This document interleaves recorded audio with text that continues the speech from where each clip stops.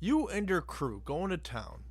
You have your retired bard, you have your fighter who's beaten to a pulp, and you have your happy-go-lucky cleric because his god, Great B Bahamut, has just blessed you and everyone else with his love.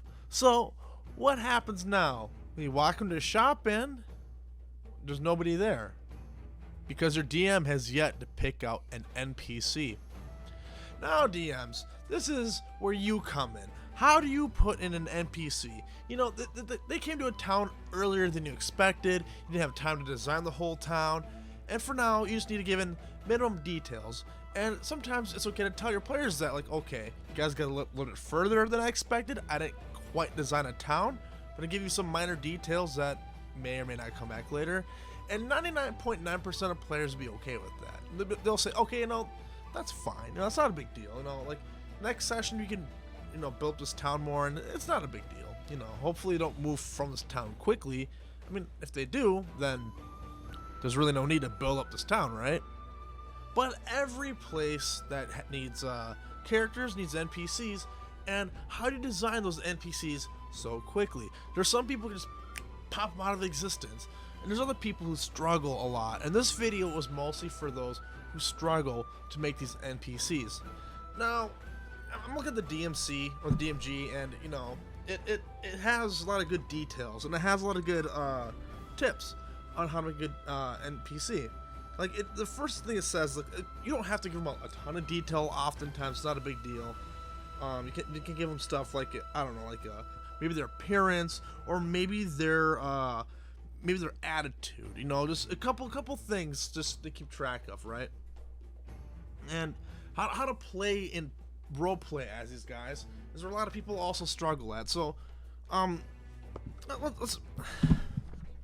So how do you act as these NPCs? Because you don't want every NPC to feel the same. And to be fair, not all DMs are gonna have the chops to have 1,000 different characters to be Leonardo DiCaprio or Will Smith. Like, you're not gonna have that acting ability all the time, and that's fine. No one should expect that from you. That's insane. But it's good to exuberate some sort of energy and really try to put on a facade of a character you really want to portray. Now, let's say, for example, they do walk into an inn, right? Well, how do you put an NPC there? Who do you put there on such short notice? Well, here's a trick I do, and I build almost all my NPCs this way. Use from real life people or maybe characters you know well, like in fiction or TV. Okay, what do I mean? Okay, let's say we've all seen a lot of, let's say, House. Yeah, House, Dr. House. Well, okay, who is Dr. House? He's a crotchety old middle-aged man who has, severe issues with pain. He's always in pain in his leg. He also has a cane. He's just kind of a dick, but he also means well at the end of the day. And he has a drug addiction. So, okay, so you are now Dr. House. Maybe not by name, but your players don't know that. So you give them a little different description, right? You give them a description, like, let's look at the DMG really quick. All right, so you give them some appearances. Let's say here you give them, okay, he is a human. Just throw it out there. It doesn't really matter what race. He's a human, and he wears a blue cloak with a gold stripe across it, and he also has a scar around his right eye. And of course, he's sarcastic, and he doesn't care what you think. You're an idiot. You're all idiots. Come here, get in my shop. Come on. All right, what? You guys need food. Of course, you need grub. Look at you. You're disgusting. And just kind of play off as the character, your interpretation of the character. And you do that, you put out that energy, and they immediately feel like this is a different character. And like I said, you don't have to be perfect. Just try your best. Don't be afraid to emote. Don't be afraid if you think of a little quirk halfway through. Add a little quirk. That's okay. It adds character and it makes your game more exciting and varied. If you have everyone be the same, then it's boring. It's, hi, I'm generic NPC. Welcome to my shop, Link. You can't. You got to try a bit harder. You don't have to be the best. Like I said, you just try. And I feel like that's the biggest thing for D&D in general, is just trying. You just try your best to like tell a good story, make the good characters, make the NPCs, even the little interactions, a little entertaining. Now, let's say, for example, if you're running out of ideas or something, and you're thinking, okay, well, out of inspiration, I'm going to draw from Mr. Krabs from SpongeBob. Now, there's a good time and place to bring up Mr. Krabs. All right, he's a goofy character, and he works great for a goofy situation. Well, your party's, the rogue just witnessed his wife being decapitated by a crew of orcs. And right now, there's no need to Disneyfy the situation by making a joke out of it.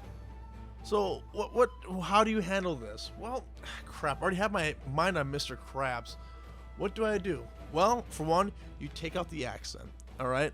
You take out the accent and you draw from what are some big aspects for Mr. Krabs. Okay, get rid of the fact he's a crab that's too goofy. Take away the bright colors of the personality, because it's a darker moment. And let's look at the core aspect. Mr. Krabs is obsessed with money. And you can make this whole situation way worse than it was before. Okay. You could have him be maybe a grave digger or a mortician. Hey, I know she just died, but we got to get her in the ground pretty quick, because there's a superstition around here, and really at the end of the day, it's about money, right? Or you find a way to make him into a money-grubbing piece of crap. Hey, we have the service here where we dispose of bodies. That's gonna be 10 gold pieces, and then we'll get rid of the body for you.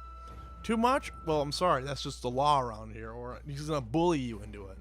Or your wife owed me a lot of money. Seeing that you're her husband, all of a sudden you have to pay me that money now. Would you look at that? And heck, actually from that right there, you could have a whole plot hook, a whole plot trail go on from there if you really want to. And from that moment, you turn a goofy character into an asshole. But you took that attribute and you made it into a sort of character out of it. Now the thing is, you don't have to develop the whole character right there, because the odds are the player's gonna have their back and forth. He's just gonna hold his ground. Nope, you gotta pay me my money. You owe me that money. Pay up. And when they leave and try to decide, okay, what are we gonna do about this guy? Are we gonna pay him? Or are we gonna beat him up? What's the plan? Well, that's when, between sessions, you can really work down, if you really want, what kind of guy he is, what kind of stuff he's done. You can build his entire career if you want. And for sometimes building a big career for NPCs is a good idea. Now, I described to you how to make some short-term NPCs and how to make a short-term NPC who could become a long-term NPC. Now, if you really want a long-term NPC, the general guide is really, you get that mostly from here, alright? Because it tells you how to make a quick NPC, but it's not really good. It's good advice. It's just very succinct. It might leave a lot of people trapped. I've seen a lot of DMs who are new get trapped in how to make this NPC, and they'll sit behind their DM screen and just scratch their head for a little bit. And like I said, just draw inspiration from, just roleplay as someone in real life or someone you actually have experience with. Like, one of my favorite people I like to use is my Uncle Doug. I love my Uncle Doug. He's a good sense of humor, but he's a working man at the end of the day. He's proud of his work, and he knows what he does well. He appreciates the simpler things in life. He's not into like the most high-tech thing ever. I mean, he thinks they're cool, but like, it's hard to explain somebody. It really is hard to give out the full thing, but I can put him in the character and emote how I feel about him through that character. Because my Uncle Doug's a fantastic guy. I started designing a video game, believe it or not, using modifying my perception of his personality and putting it in the game. He's just a fun character. So I've also used my other uncles, my Uncle Doug. I've used my Uncle David, my other Uncle David. I have two Uncle Davids. David's it's a common name. But I've also used Ocelot from Metal Gear Solid. I've used, who else have I used? I've also used the Great Spoonie once. But that is how I make my NPCs. Now, if you want to make it more in-depth NPC, should get back on topic here. So your in-depth NPC, you need to create something around this character that fits into the setting. And the biggest question you gotta ask is, why are they here now? So this innkeeper, okay, so you're sitting down by yourself. How did he get here? Okay, maybe he was born here. Okay, if it's a small town, that's likely that they're born there, or maybe they went off on their own from the bigger town and just set up shop here. All right, what are some goals they have? Like just like when you're building a real character, like an actual PC. That's how you should design your long-term NPCs. But their story is more complete. They don't really have. They can have a goal, but if they're be stationary, they're not pursuing that goal right now. You know, so his goal wouldn't be, oh, to go out adventuring and achieve greatness, because he is sitting at the shop as an innkeeper. But maybe his goal could be, you know, just get enough money to retire, or maybe at some point just, you know, getting a nice place out of this little village so he can live out in the country and, you know, retire and die out there. Maybe it's something that simple. It doesn't have to be grand, but it can be simple. But his backstory can have details to help out the characters.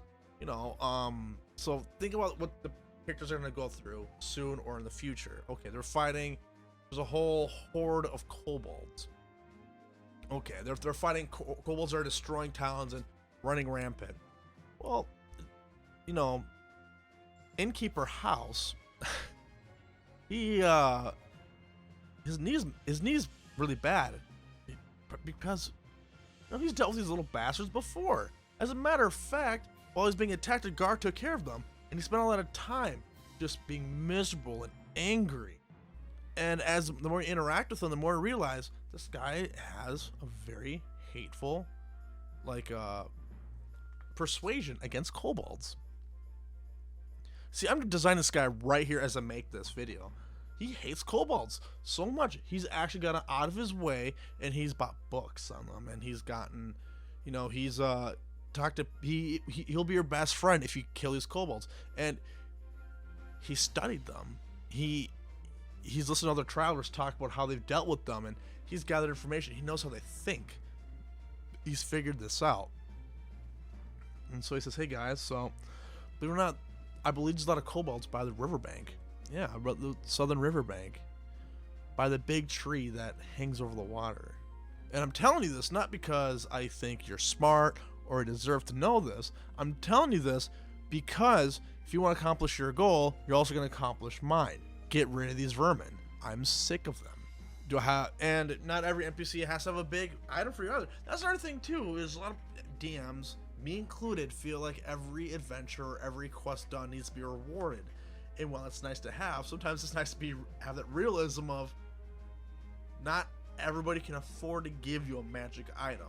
Not everybody can okay, so even in the world of D&D, by the way, in the Forgotten Realms, 1 gold coin is like enough for like your month's worth of groceries. That's a lot of money.